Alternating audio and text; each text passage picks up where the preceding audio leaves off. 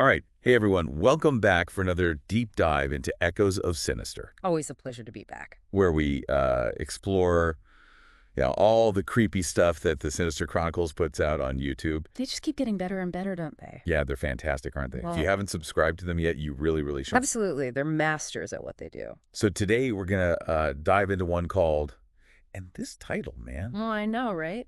it's called I Found My Missing Friends at the Carnival. They Were Different.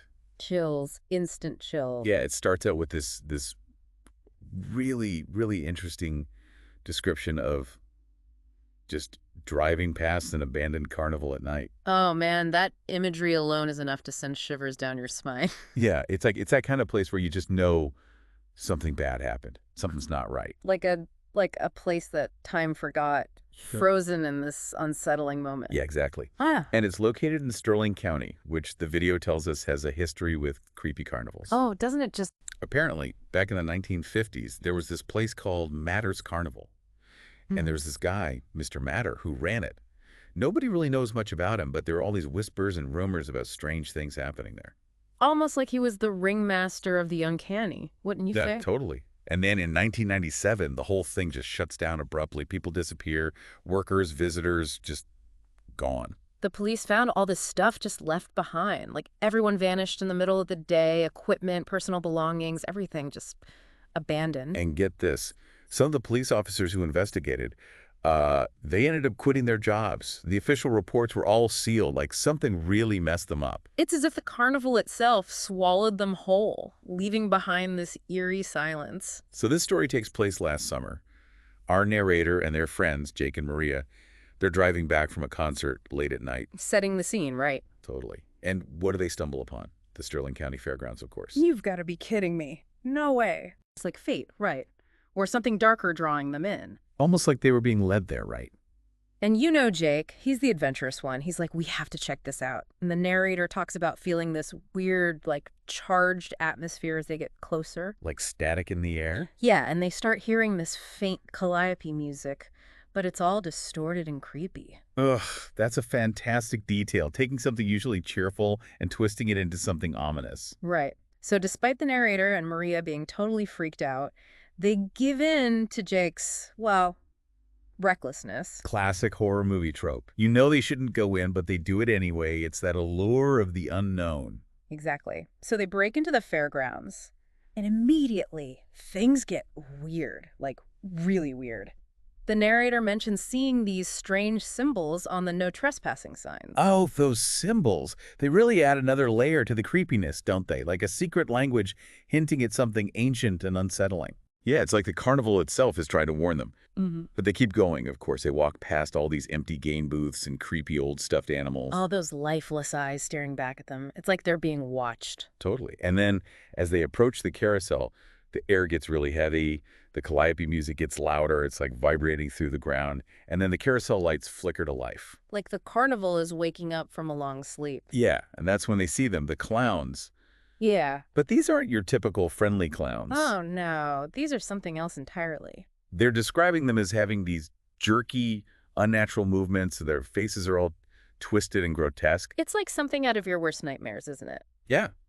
And their laughter, it's described as this horrible, predatory sound that echoes through the fairgrounds. One of them even speaks, welcoming the teenagers to Matter's Carnival. Wait, one of them speaks. Yeah, and get this, the narrator describes its voice as like fingernails on a chalkboard.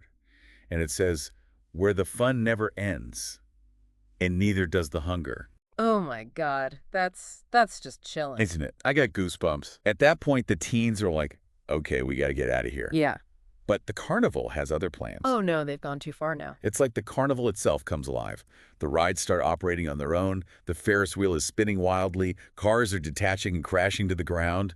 It's total chaos. It's like the carnival is a living, breathing entity, and it's not happy they're there. And those clowns, they're everywhere. Their movements are impossibly fast. Their fingers are like elongated into claws, and their mouths are gaping impossibly wide. It's a scene straight out of a horror movie, but this is real for these teenagers, and it's about to get a lot worse. So they're running, trying to escape this terrifying carnival that's come to life. You really feel for them, don't you? Oh, absolutely. They're just kids. And then Maria, she gets grabbed by one of the clowns. Oh, God, no. They drag her into the Hall of Mirrors, and her screams, they're just echoing through the distorted reflections. The Hall of Mirrors, that's such a creepy setting anyway. It just makes everything so much more unsettling. Yeah, and then the screams stop.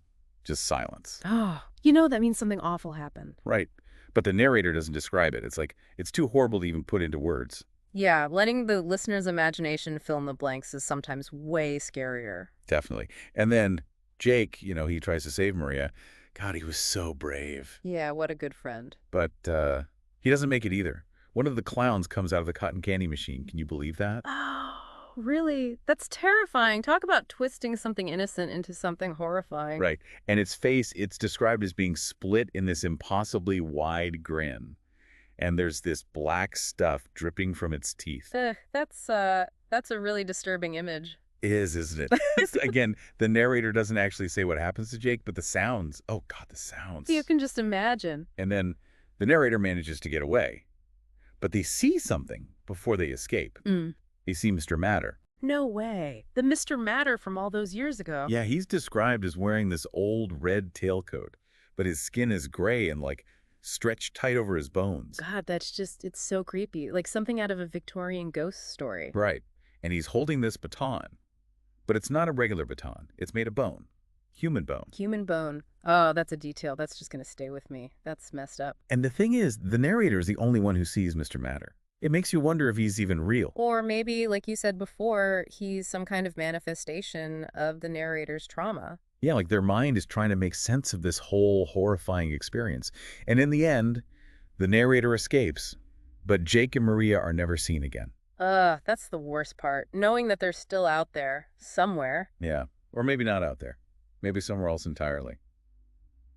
The story ends with the narrator warning people about the carnival, saying that it's still active, waiting. So are we supposed to believe that this carnival just pops up every once in a while? Who knows? That's the thing about these stories. They leave you with more questions than answers. Which I guess is part of what makes them so effective, right? Yeah, it gets under your skin. Makes you think twice about going to any carnival, ever. So we were talking about how that story, I found my missing friends at the carnival, they were different, really gets under your skin. Yeah, it really sticks with you. But it's not just a creaky story, right? I mean, there's some real-world stuff that makes it even creepier. Oh, absolutely. Carnivals, especially traveling ones, they have this this dark history, A lot of stories and rumors surrounding them. Yeah, they're these places where things can happen and nobody really knows because they move on to the next town. Right, exactly. And that kind of makes them perfect for stories like this one. The setting itself is already kind of unsettling. And haven't there been real cases of disappearances and stuff connected to carnivals? Oh yeah, throughout history. I mean, just look up carnival crimes online sometime. It's pretty chilling stuff. Yeah, it's like the dark side of the entertainment industry. And I think that's part of what makes I Found My Missing Friends so effective is it's playing on those real world fears we have. Totally. And the clowns too. I mean, come on, the story uses that classic fear of clowns, But they're real life creepy clowns too. Exactly. John Wayne Gacy, he dressed up as a clown. And there have been all those reports of phantom clowns terrorizing towns. Yeah, I remember that. It was all over the news. So creepy. And even if some of those are hoaxes, it still feeds into that whole unsettling feeling around clowns. It makes you think twice about seeing one at a birthday party, that's for sure. Yeah, no kidding. And the story also mentions all these other things that have popped up in real life carnival stories. Like animal mutilations and missing children and weird symbols. Right. So it's even if the story itself is made up, it's drawing from this well of real life creepiness, which just makes it all the more disturbing. So what do you think? What's the big takeaway from this whole deep dive into I Found My Missing Friends? I think it's a reminder that stories, even the really creepy ones, they can tell us something about ourselves, like what we're afraid of. And that maybe we shouldn't always trust what we see on the surface. Yeah, because sometimes the most fun, entertaining places can also be the most dangerous. Yeah. That's a good note to end on. Thanks for joining us for another deep dive into the Sinister Chronicles. If you're looking for more creepy content, definitely check out their YouTube channel. And until next time, stay curious, but maybe not too curious. And sleep tight.